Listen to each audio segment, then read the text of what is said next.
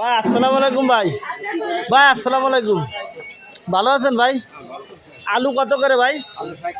আলু 60, ভেন্ডি 60 টাকা, ধুন্দল 50 টাকা, আর উস্তে 30 টাকা। টমেটোর কেজি কত?